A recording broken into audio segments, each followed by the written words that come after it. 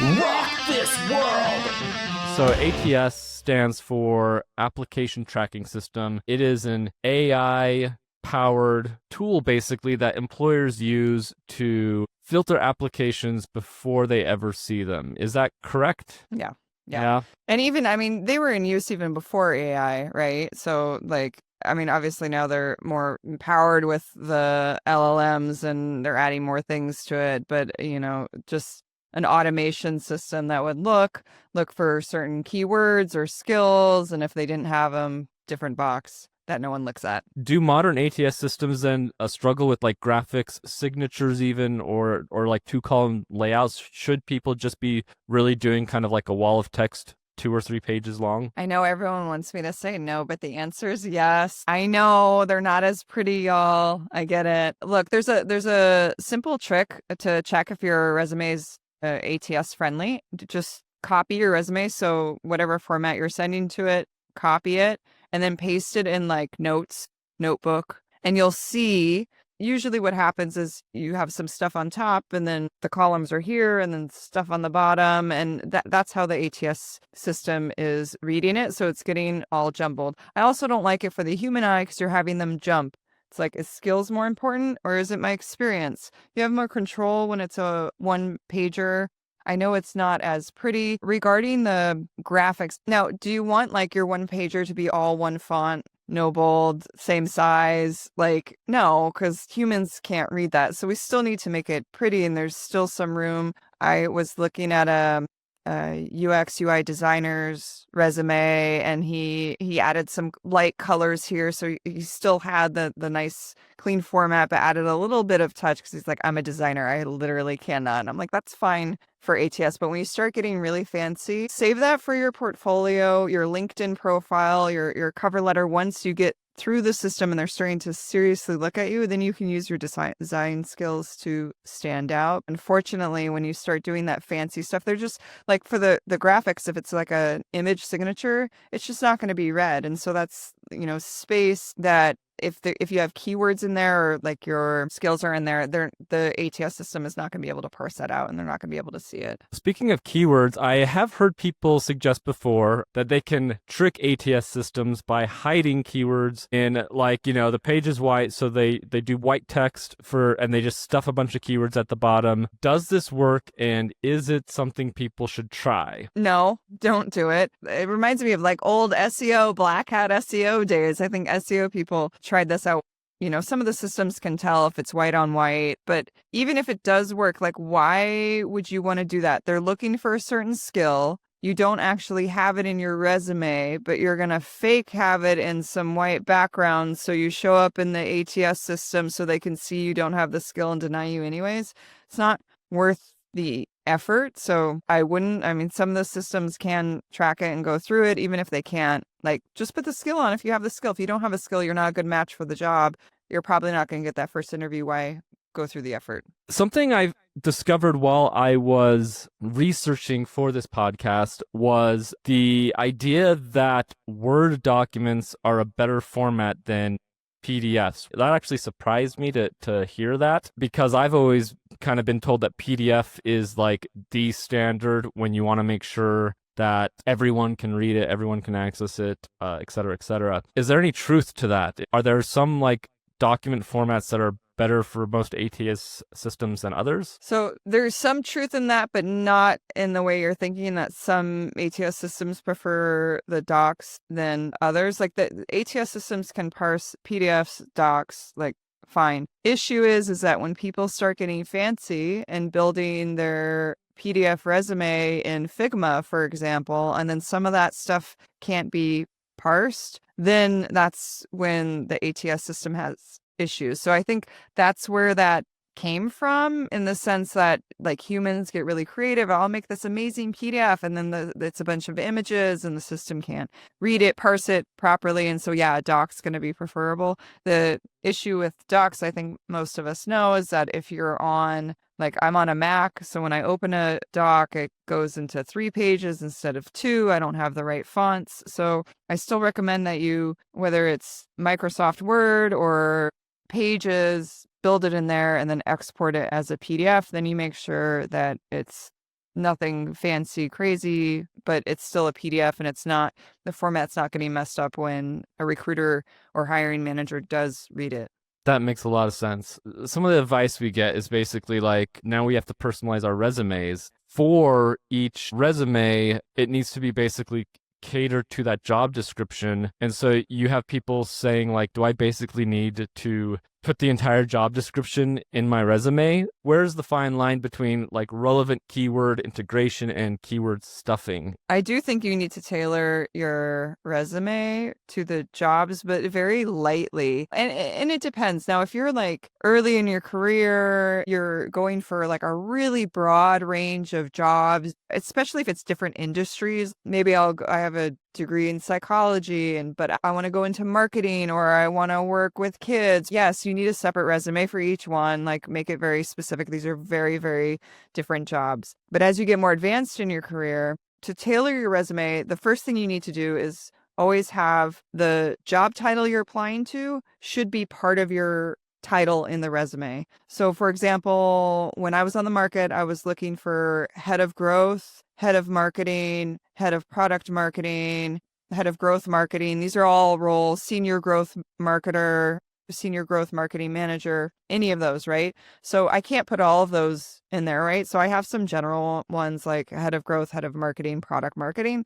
But if I'm applying for a senior marketing manager position, get rid of the head ofs. I put in that senior marketing manager and I just switch the keywords a little bit. So it takes like 5 minutes. I look at the job posting, like, okay, if they're focused on growth, I'm going to focus on growth on my title. If they're focused on marketing, I'm going to focus on marketing. If it's product marketing, etc. In my summary specifically, I have international technical marketing lead.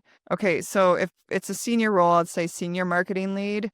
If it's a head of role, I'll say head of growth. Like I'll switch it. So again, I want to make sure that I'm pinging the job description title is in my resume and I repeat it in the summary and in the title. And then that's about it. I don't really need to change my skills too much. It's like I have a certain set of skills. I either have them or I don't. I do optimize my skills on if applying for LinkedIn. So on LinkedIn, you can look and see if they have certain skills they're looking for and I'll say you match. And then sometimes I'll be like, I have that skill. I just don't have it on LinkedIn. I'll go in and like shift it on LinkedIn. But for the resume itself, that's about it. You don't have to go crazy. Again, I'm more senior in my career, junior. If you just didn't list those skills, you do want to tailor it. But I generally tailor it for like the specific, like if I'm going for a marketing position, I have a resume. If I'm going for a teaching position, I have a resume. Hopefully people didn't get a degree like I did in psychology. That's very general and was a little bit more specific. And then you don't need to do so much tailoring. So speaking of like the way that resumes can be tweaked, there are a lot of tools now, including Jobbyo, which you are co-founder of and is a AI-powered job hunting, like job platform. So these tools are built for like optimizing resumes for ATS. How do these tools do what they do? And I've seen them make a difference going from an unoptimized to an optimized resume. You actually were the one that pushed me to actually make an ATS optimized resume.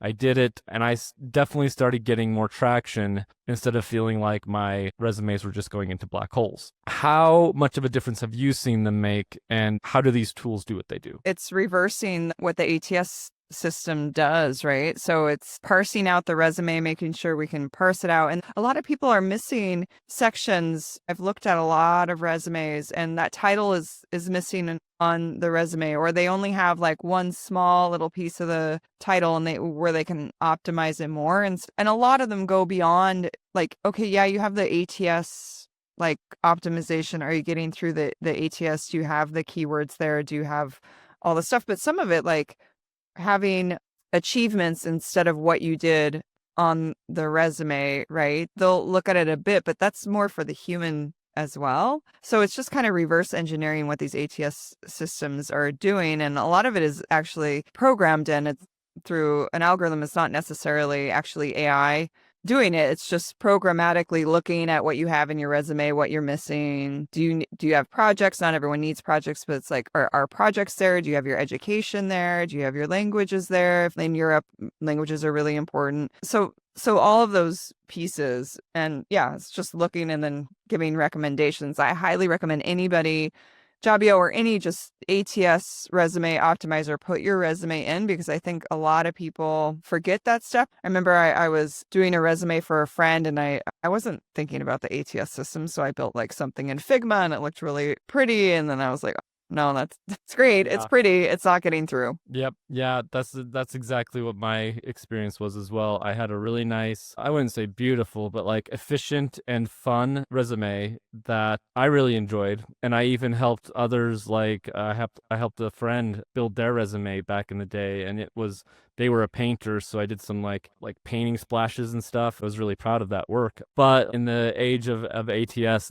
I was not getting any hits with my resume, and as soon as I switched to just doing plain text with like, headers, subheads, whatever, started seeing a huge difference. So it's wild. As a co-founder of one of these tools, how do you address concerns that AI built resumes will trigger filters or damage like candidate authenticity? One thing I have been worried about, like when I was optimizing in ChatGPT, when it would optimize my resume, it would say that I'm an expert in like paid media or something, which I'm not. I'm curious how you address those concerns. Yeah. So one of the things we're working really hard on that we want to release in the next couple of weeks is actually a hybrid mode. So people can start kind of controlling and seeing so again, we still auto apply for you. The AI still fills everything out for you, but you double check and hit submit, because we all know AI can hallucinate. Right now, we are putting in human checks to just double check as we improve. But I think the hybrid mode, I feel like a lot of these applications, it's like spray and pray. Let's just get as many. We know it's a numbers game. I'm going to get thousands of them out there, and eventually I'll hit something and it will call me back. And we're optimizing to do it more of the quality over the quantity. So really making sure that the AI is extremely accurate in what it's saying about you. I have the same thing, right? Because I'm in marketing too. I do not do paid. I'm more of an organic, but it loves to put in that I'm like great at paid ads. I'm like, I think I have a certificate from SEMrush on PPC, and that's about it. I'm not an expert in paid ads. So I see that. And so I think with the hybrid mode is really people are going to be able to see what it's doing, train what it's doing specifically. But we're also really looking at matching these jobs very, very clearly. So maybe you're not applying to 100 jobs a week. You're applying to 5 jobs, but they're a perfect match for what you do, because I know half of the jobs I look at for marketing require paid ad experience, and I don't do paid ads. So sure, I can apply and AI can lie about my paid ad experience, but it's not going to get anyone anywhere. Well, I hear on Reddit sometimes they're like, I lied and I got in and now I have experience. Sure, maybe once in a while, but that's, in general, not what we're going for. So we're making it very specific to the user and the resume, and not just what the AI is doing, but the jobs it's specifically applying for. Because I think why the AI lies is it looks at the job description. It's like, wow, they're mentioning paid ads everywhere. I better say I do paid ads so they get the job. The AI is trying to be helpful, but doesn't realize it's not going to help in the long run. It's awesome to hear that so there's human checks, at least with Jobbyo. There's human checks and a hybrid mode coming. That's definitely does lend like reassurance to avoiding issues where you might get mismatched for a job with skills you don't actually have. So yeah, and great. I think the interesting thing is, for like 90% of people are using AI to apply for jobs, right? So we see it. Most of you out there are probably customizing cover letters, maybe customizing your resume for it, right? I've gotten an interview with a customized resume that I used with AI, but it was with Claude, but I like heavily edit it, right? It got me started, and then I edited it and went back and forth with it took time. It was still faster than doing it by myself. But everyone's using AI for it, right? It's just about how do we get it more efficient. And so we really believe this hybrid mode is a great way where it's going to kickstart, like fill in all the information, have your resume, have the job description there, have the questions there, fill out the best it can, double check it. And then you'll start to see the system. It's like, okay, I know the system's like, fine. Now I can turn off hybrid mode, put it on auto apply mode, and let it go. But I think there's some people out there, I'm one included, where it's like the idea of having AI just apply blindly to me is still quite nerve-wracking and not something I would want. But the hybrid mode, it's like, okay, I can at least see what's happening and then hit submit and have control over it. But also it takes like a minute to apply instead of 30, which seems like most applications take nowadays, unfortunately. It does in some ways feel like an AI arms race between like employers and employees. So the employers had this ATS system to, save them a bunch of time filtering out applications. But now with these AI powered tools, you're going to have employees like they're going to start getting an even higher influx at a higher rate because prospective employees can now just work with the auto apply feature is a game changer in my opinion. I think that's awesome. So yeah. And I think that's one thing too. We have to like with a lot of auto apply systems, right? It's like apply to as many jobs as possible. And this is why a lot of people, a job opens 24 hours later, it has like 1,000 applications, right? Because people are auto applying, they're looking, they know they need to be the first ones, right? It's really, really fast. And they're going to start tracking these auto apply tools and trying to stop the tools or like, it's just going to keep going. And so again, we're trying to shift it a bit where it's like, okay, it's not en masse applying to as much as possible. It's really finding those ideal perfect jobs, auto applying, like hybrid applying, auto applying to them. But, in the future too, it could be more of like finding the contacts, searching your network, all of that, like being smarter about it, because I do feel like it's an arms race and it's not going to end nicely. And we're losing that human touch too, right? And there's some other smaller companies who don't have these ATS systems because they can't afford it, but they can't manually go through 1,000 applications. They open their job posting for 2 days and it's like they're overwhelmed with it. And so we also forget about these small businesses that don't have ATS systems that are bombarded and overwhelmed. And a lot of these applications don't fit the actual job description. It's just like, I'm just going to auto apply for anything that's like remotely close to what I'm looking for, which doesn't work either. So my next question was going to be, where do you see all this going in 3 years? And that pretty much answered that question. Yeah.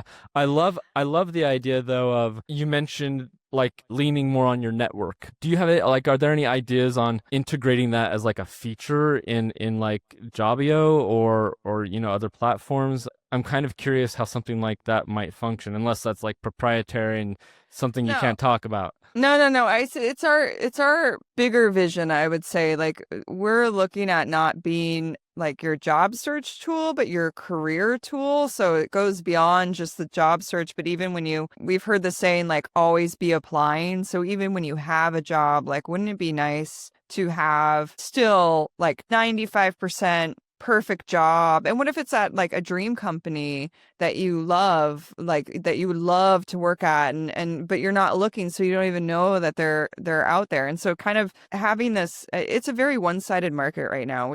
We all feel it, right? It's the employer's market. They're able to do what they want. And so having a tool that flips it where it's like, no, your workers are always looking for a job. They're always expanding their network. They're always upping their education for their next step. And if you're not going to promote them, they're just going to go somewhere else. We know the loyalty is gone. They still want us to be loyal, but we know it doesn't pay off, right? So they say, oh, we want loyal customers. What, you only spent a year at your last company? Are you a job hopper? It's like, no, but when things aren't going well, I'm going to move on to another position. Sorry. So we know that's the case now. And so really building a tool that's like your go-to career tool and does the whole piece, that's a bigger picture. And obviously like networking is going to be involved in that. But right now we're really focused on building out this hybrid mode and then doing these stellar job matches. So you're not applying for 100 jobs. I get why people do it. I do think when you're in the beginning of your career, you probably need to apply for 100 jobs. You don't know exactly what role you're going to take. Yeah, you have, a computer science degree, an IT degree, you got a degree in marketing, but still that you have a broad range, right? I'm very specific now that I like working with SaaS companies. I like working with startups. I like organic growth specifically, right? SEO and email marketing. It's very, very specific. So I'm not going to apply to hundreds of jobs. I should be applying to like 5 a week, maybe 3. When I was on the market a couple of months ago before I joined Jobbyo as a co-founder, it was like, I did apply for more, but I knew they weren't great fits. It was like, yeah, it'd be cool to work there, but it's not a perfect fit for what I do. So I think that's kind of our bigger picture vision of really trying to flip the script on these job tools. A lot of these job tools, thinking of the big ones, LinkedIn, Indeed, they're not really working for the job seeker. That's where we go to find jobs, but who's paying the bills? It's the company. So we're trying to build something that, yeah, we understand like when you're unemployed to pay a bit, it's hard, but like, again, pay us a little bit versus paying someone who's really working for the company, not for you. I really loved what you said there. The loyalty is gone, but they still want the loyalty because that's like, so there's this hustle culture mentality that I really don't like. Like I've had employers tell me before, like, we can't pay you, but we want an all-star who is willing to go the extra mile. And I'm like, well, then pay me for that because there is no loyalty, especially in my industry. I don't know about others, but like a lot of the work is gig. It is unbenefited. There's like no savings, no health care, and you're asking me to invest in you when you're not investing in me. It flies in the face of reason, and I find it really frustrating when that happens. And it does happen. It's fairly common. And I have like tried going the extra mile before, in my youth. When I was idealistic, I did stuff like that, but it's never panned out. It's when the layoffs come, you're still on the chopping block. And again, when there's no like benefits, no salary or anything, there's really no incentive to go the extra mile unless it's like for yourself, Yeah. like I'm doing with this podcast. Like that is going the extra mile for me. I mean, that's ultimately why I decided to become a co-founder because I was like, I'm going to go get a job. I've been a fractional head of growth, head of marketing. I was like, I really want to focus on one problem. I don't like being fractional. It was never meant, I never like went out freelancing because I was like, oh, I want to own my own business. I was like, no, I just had an opportunity to work for a company I just really loved. They were like really good people, but they couldn't pay me full time, but like they paid me enough. I was like, okay, that's fine. Like I can do fractional for a while. And so I was looking at going back into the market. I'm like, I want a full salary, like just in and out, focusing on one problem. But when Jobbyo came, like one, I was on the market. It's awful. Like I wasn't completely unemployed. I was still had fractional work, but it's still like you're putting yourself out there. People don't reply. You get rejections. You're like, what? Like I was a good fit for this. Or you go through, I did the whole interview thing and I got to final round and they went with the other candidate, right? It's a numbers game and you have to be out there. And when I came to Jobbyo, I really, really liked the vision of creating something for the job seekers. It felt like a lot of it was not, it was again, like we're just the side thought of like, upgrade $39 and we'll give you some insights, but they're not going to be really helpful, right? But yeah, we'll kind of pretend you'll feel like you're getting helped, but not really. Yeah, but then co-founders like real skin in the game, right? Then I really am investing in myself, and so I was like, this is something I really want to do. And I understand like if you're early on, like when you're trying to build your portfolio and you have nothing, do a unpaid internship, but there's lack of experience there too, right? So I think if you're building your freelance portfolio, maybe it helps. Or sometimes if I want to learn a new skill and I don't know that skill, like one of the skills I'm taking on right now is TikTok. Never thought in a million years, but there I am on TikTok, right? So like I understand that, but you're right. A lot of these companies, like they're like, oh, we want a freaking unicorn that doesn't exist, but we're not going to pay you very much. And like, but we promise. And it's just like, it never works out. Ultimately, they're a business and they're going to make business decisions and yeah, not worth it. Here's the thing is like, you were kind of saying this, I think, is that, I long for job stability. Freelance is not something I'm terribly interested in. Fractional work is not something I'm terribly interested in. I would love a 9 to 5 where I clock in, I clock out. I would like to still work from home. To be clear, I do love remote work. I do love that aspect. But, something where I'm full-time, I'm benefited, salaried, W-2, so I'm not paying these crazy extra taxes. Like, yeah, that's my dream. That is my dream. And if someone gives that to me, I will definitely be very loyal to them. But until that happens, I am going to play the job market and go where I'm getting the most results, basically. Yeah. Yeah. I kind of want to shift to like applicant strategy and efficiency. So for candidates applying for like dozens of roles, how can they realistically tailor resumes without wasting hours on an application? Yeah, so I think using one of these auto apply tools is going to be the simple answer without wasting tons of times, right? But I also think don't go like what I was saying before, like you don't need to tailor a lot. Like it literally should take you 2 minutes max to tailor a resume. If you're taking longer than that, you don't have the right resume set up already, right? If you don't want to do, the auto applies, they're saving you time on the tailoring, but they're really saving you time on the applying. It's filling out the application, setting up the account, answering the questions, filling in all the crap that you have on your resume already, right? That's where it's a bigger time saver. I think if you're spending a lot of time on the resume, you probably don't have the right base resume to begin with. How important are portfolios compared to resumes in like ATS-driven hiring funnels? Like I have my portfolio, it's not ever linked because I've been told that you shouldn't have links in your resumes. So where does the portfolio come into play? Yeah, so I think this really depends. Now, if you're going for like a heavy design, UX, UI, graphic design role, like having a link next to your LinkedIn, but you don't want it to actually link, you want it spelled out. So you want a short link, don't have a long domain name. You want something short there that someone can copy and paste. But if it's like a shortener, bit.ly, that's not it's not going to work. For that, you still want it there going to a page. The majority of people, this is where I think LinkedIn plays a key role. And again, you want to make sure it's spelled out, it's in there. They usually parse out. They're usually looking for LinkedIn. It's usually part of the application as well. And then in LinkedIn, you want to make sure in your featured sections, you pin your wins or your portfolios. Some people say, like you said earlier, spray and pray, apply to 300 jobs a day. Others say to like focus on 5. In today's market, is volume or precision the better strategy? So I think it really depends on what you're looking for and how, like, if you really need a job fast. Like, I know there's a lot of people who are coming on like 8 months, a year without a job. Then I would start doing everything that's like 60%, 70% match, right? You want to go for more because you never know. But that being said, the market's really hard out there and there's a lot of people looking. So if you're applying for a job that's like a 60% match to your skills, chances of someone who has a higher match is going to be a lot higher. So I still think that the quality really matters and going after the higher match jobs, but being more strategic about it. So it's like, yeah, you apply to the job and you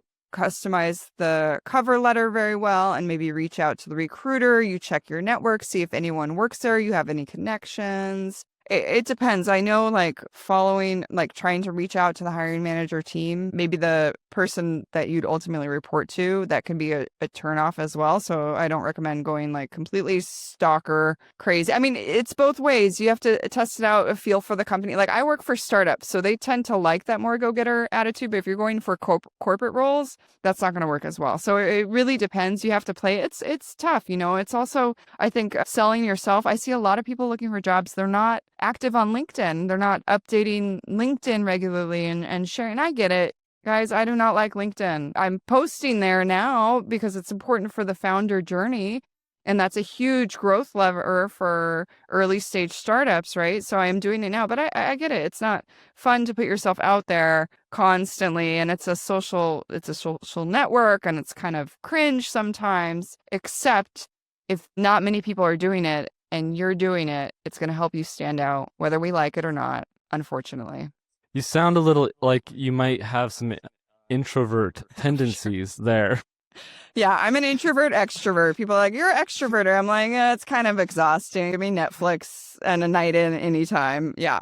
Speaking of LinkedIn, I was commenting on a LinkedIn post a while back, kind of talking about that whole, needing to be on social media platforms, and in particular if you're looking for a job, LinkedIn. And I was commenting how the world really does seem optimized for extroversion, and it can suck sometimes. It really can. And I myself consider I'm an ambivert that leans a bit more introvert, because it does generally take some energy to be social, especially for extended periods. As I'm trying to escape my other social bubbles, like on Facebook or Instagram, in a way, like LinkedIn is kind of becoming a safe haven. There's like no politics. It's just very jobs focused, and so it can be a reprieve.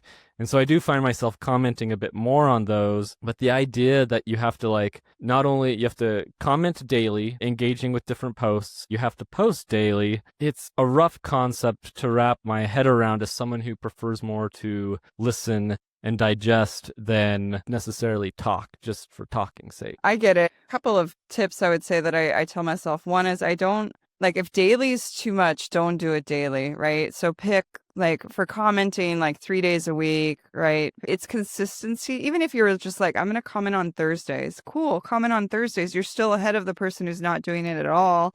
So, Yeah. Picking your battles, but also with posting, I pick one day where I schedule all my posts and then I just interact. I cannot do the daily thinking about it. And then I honestly don't worry about it. It's okay, some are going to go well and some aren't. And that's okay. I posted a video the other day. Total did not like the video. I'm I can't do any more takes. I can't take any more time on this. I posted a video. I think some people commented. Maybe I got some shares. But I had a friend reach out who was hey, I saw your video, and then we reconnected, and it was cool to have that.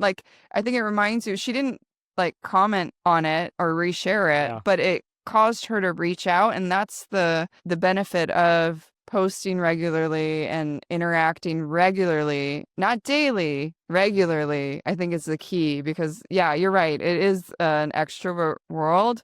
It seems like they have it easier, right? I don't know if they necessarily internally have it easier. They may be a storm inside, but I think it's still kind of setting your boundaries for it still help you stand out a bit, or doing what you enjoy. I think this podcast is a great example, or talking about what you like in your career. I like to talk about this. I can help with this. So that's makes it easier too, versus kind of forcing something that we don't enjoy or only talking about our wins. I think that's what makes LinkedIn cringe too. It's oh, look how perfect we are. It's that's not real life. A couple thoughts there as you were going through everything that you said. A lot of us hate ourselves in videos, but if you're being yourself, you don't need to put on makeup or eye bag remover or whatever. You don't need to be in a perfect background. You don't even need to necessarily have the best sound. I think a lot of people really do love authenticity, and it's okay to make mistakes. It's okay to look like a human being. We don't let ourselves do that maybe as much as we should.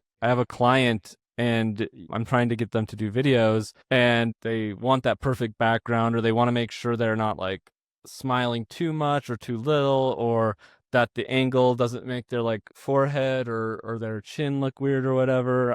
And don't worry, it's all good. Just be yourself. And one of the biggest pieces of advice when working with influencers as well, if you're trying to have them promote your product or something, they need to be able to do it in their own language, not off of a script. Because being authentic about that, why they have the audience they do, is that people like listening to them. So you want to be able to have them talk as they are. You'll be more comfortable if you're yourself. You'll just, but job searching is so much like dating, so much like dating. One of them is if you don't want a job, they want you 10 times more. It's like with dating. It's when you're not interested, they fall in love with you so much faster. It's just ridiculous. And it's also, if you put on a show and you're not comfortable in your own skin, it comes off as awkward. It takes a while to learn this. I think I'm still learning again later in my career. I'm in my 40s and I'm still figuring out how to be my true self and my authentic self. And I dressed up for you guys. I put on this little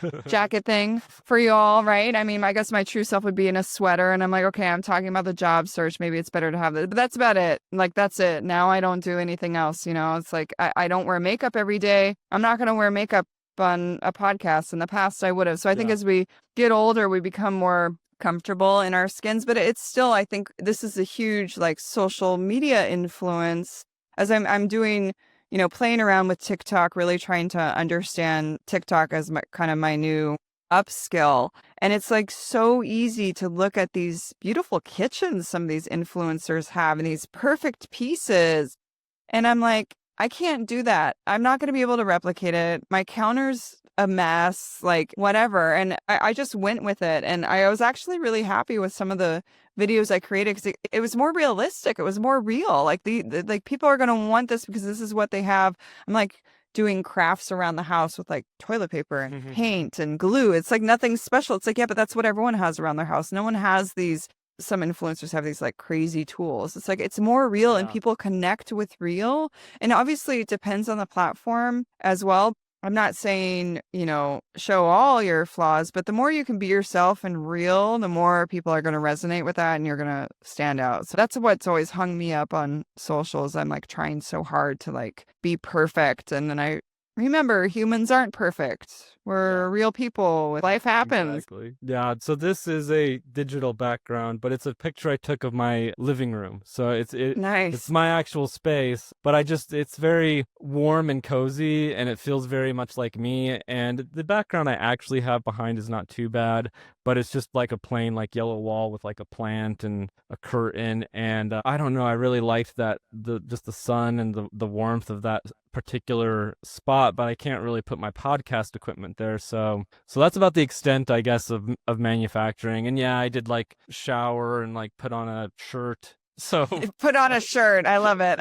But I think that's it. It's well, like what makes working you from home. Yeah. Fair enough. But I think what makes you like, it still expresses you. And this is something I'm playing with too. Like I'm not digging my background too much lately. Like it's like I have this, but this is like a whiteboard that I use sometime. I kind of don't have that much space. I put in, you can't see them, but I have my Lego orchids here. I'm trying to play with it, but I've seen some LinkedIn videos that do really well that are just people on their phones walking with just whatever background out in nature, right? And it's like people like that because it's like you're FaceTiming and you're just talking. And so like playing around with that for my next video versus trying to look like I'm in a studio when I don't have a studio. I mean, I think lighting's important. Obviously, you can see my ring light. Like lighting's important. Having good mic's important. But experiment and play around with it. It's all about learning, anyways. And I think when looking for a job, that's what's important is that you're proactive and learning and like trying too as well. But like it's never going to be perfect.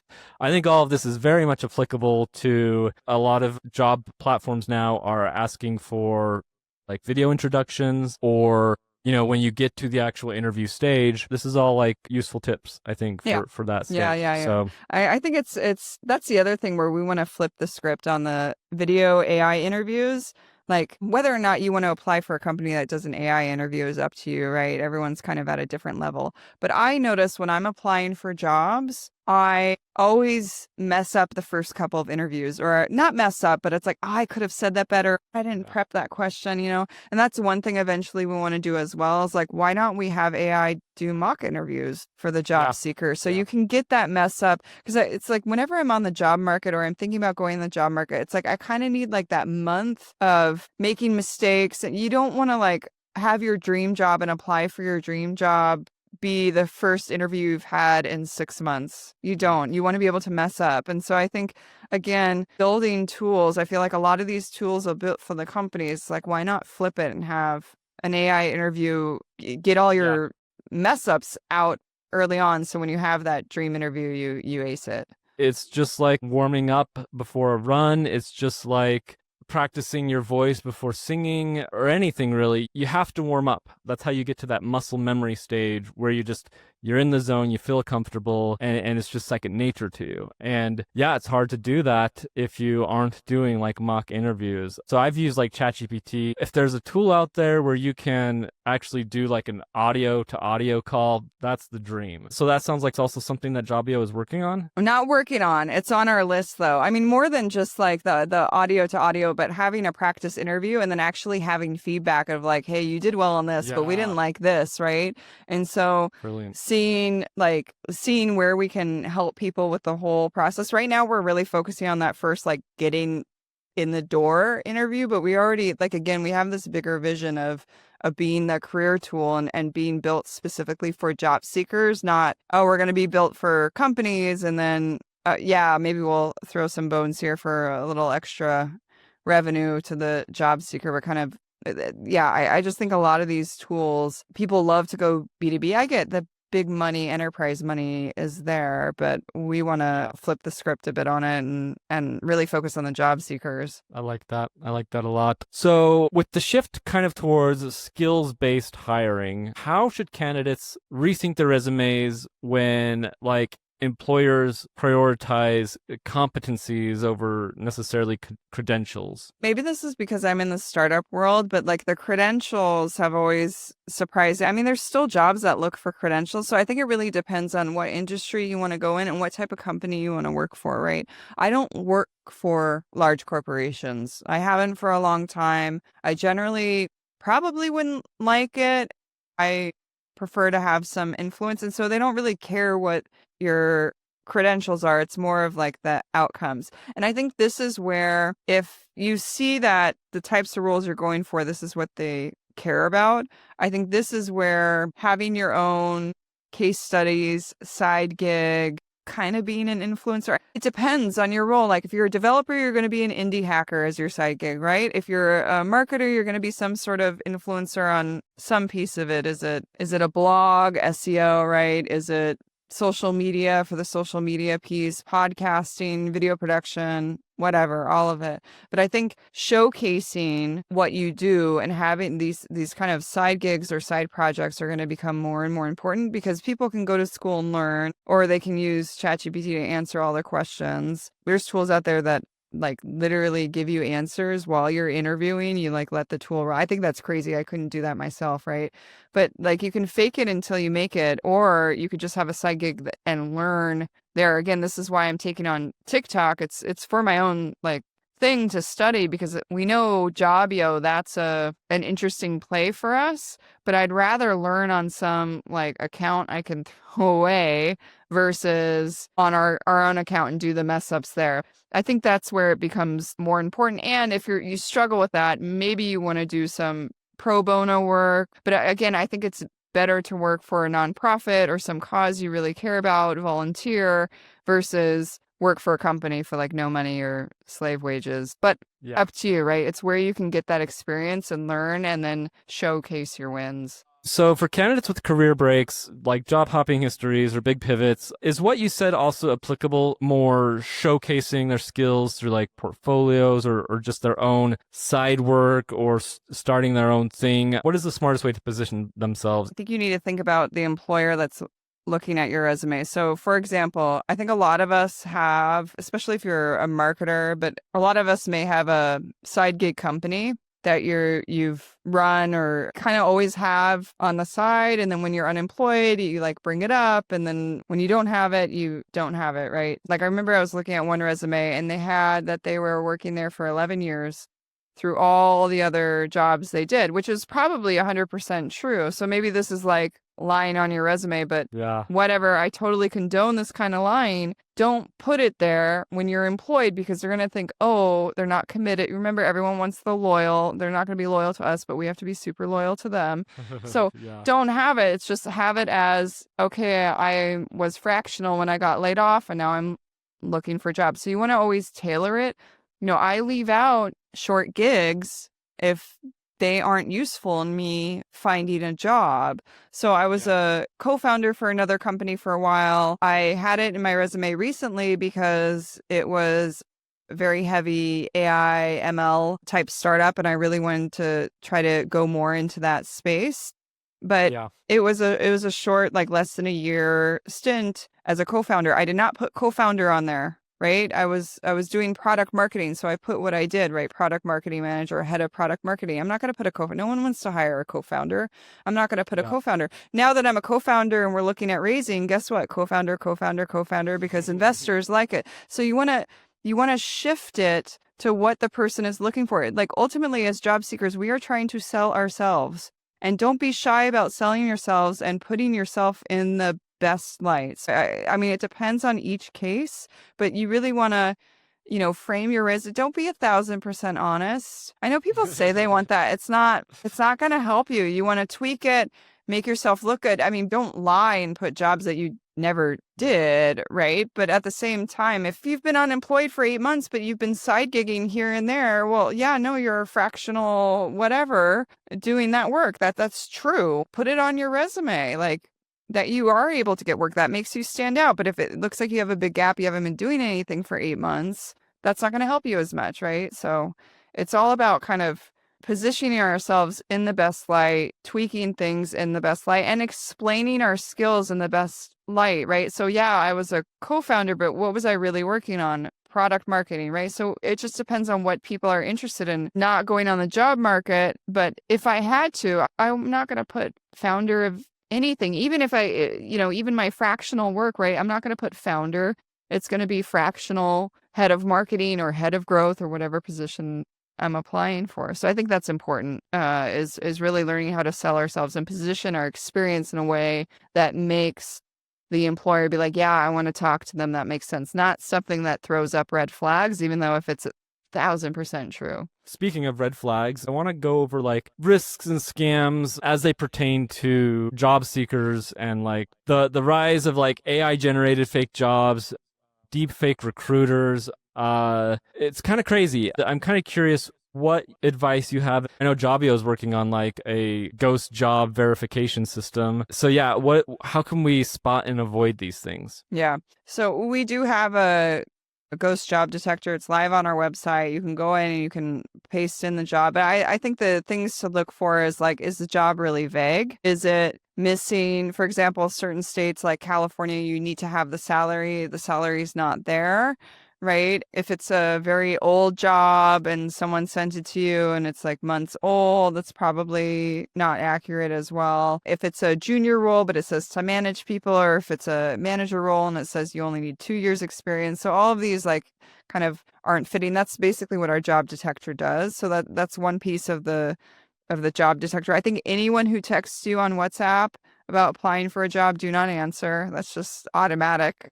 Like, too good to be true. You'll earn $1,000 a day. Don't answer that. That's not true. Anytime you need to pay money, oh, but you need 1,000, buy a laptop, $1,000 here, we'll reimburse you. Nope, no. I think you have to be diligent, unfortunately. I think for the recruiters and the fake recruiters on LinkedIn, guys, I even get these, I say co-founder on my LinkedIn, and I have these recruiters emailing me saying they're from Google and Amazon. And I look at their profile and it's like, they have all this 20 years experience and they have 6 connections. It's fake. It's fake, fake, fake. Yeah. It's sad because they're feeding off of people's desperation for a job. But again, if it's too good to be true, it probably isn't. Do your due diligence. Just be extra careful. They're digging for your information. Yeah, it's unfortunate. It really is. How does Jobbyo source its job listings? Because I actually don't know how any platform actually does that. So I'm curious how Jobbyo goes about that. Yeah, it's all scraping the internet, right? So we're looking at these big platforms like Greenhouse and Workday. We're constantly expanding that, and that's our big goal, is to really get as many jobs from different locations that, again, companies don't pay for to get on our platform, because we're not about the companies, right? We just want their jobs there. And then being able to really parse the information and match it to the right candidate in our system. So we really want to be like the AI headhunter for the candidate. I was talking to someone, they were quite experienced and had some really good background, some companies they worked at, and they paid $1,000 for a headhunter to work for them for a month. Plus, they would give the headhunter 3% of whatever, like for their year salary or something. It was a lot of money. Wow. And I'm like, that's what we want to build, except way not that expensive. Way not that expensive. Like, we find the ideal jobs for you. We help you apply. We help you ace the interviews. Like, that's the bigger vision. And then it's something where you can always be on the market, because when you have the money, when you have a job, we also never know when we're going to be laid off. We all know it's like Yeah. totally random and it depends. And some of these people I feel really bad for because they keep getting laid off and over and over again, not because of their skill set, because they're the first ones in, first ones out. So they get in this Yep. layoff trap where they just keep getting laid off because they're the first ones in, and these companies, I guess, don't know how to budget or prepare, or they panic, or I don't know what that's causing these layoffs, or for people to hire and then lay off suddenly. It's, like we're just kind of pawns on this chessboard, not human beings that have bills to pay. And so I think it makes it, even riskier. I read somewhere that candidates now are really holding on to their jobs because there's a risk if they go into a new company, right? But again, we're trying to flip this script. It's like always be applying, always be looking. You never know when you're going to be laid off or when you're not going to get that promotion, or you're not seeing the growth that you wanted to see, or you're not getting access to new tools and you feel like your career is being left behind. So a tool that's really looking at your whole career trajectory, not just when you really need a job. And then it's like, oh, I have a job, I forget about it. It's like, no, we'll help you through the whole career process. We are seeing on the job candidate side more like unpaid multi-hour projects, personality tests, multi-stage like trials. How should candidates decide when to push back versus when it's worth doing that work? This is like ultimately a personal decision of where you are and like how badly you need a job. If I ruled the world, I would say all of us should say no and not do it, and then they'll stop doing it. Unfortunately, though, it's not our market, and so I do understand, like, I think if you do decide to do it, or you do feel like, I have a chance at getting this job, I really want this job, go ahead and do it. I just think, realize it's a taste of how they're going to treat you as an employee. And I think that's something we tend to forget, especially when we have a job market like what we have now. Interviewing is a two-way street. So like I know there was one job I applied for, head of marketing role, and it was a big name company. The job looked cool. I was excited to talk to them. I applied, and then they emailed me some questions, which I thought I answered in my application, but I was like, whatever. I just like answered it real quickly. And they're like, congratulations, you made it to the next round. We are going to give you a test task. And I wrote back and I was like, no, you're going to talk to me, or I said it much nicer than this, or I'm going to not apply, because I was just like, I don't even know if I want the job. I have no idea what you pay. I have no idea what kind of company you're like. Starting to see what kind of company you are. But I was like, no, thank you. Like, I'm happy to talk to your HR, but I do a screening interview before I do a test task to see if I actually want to do the test task. They never even replied to me.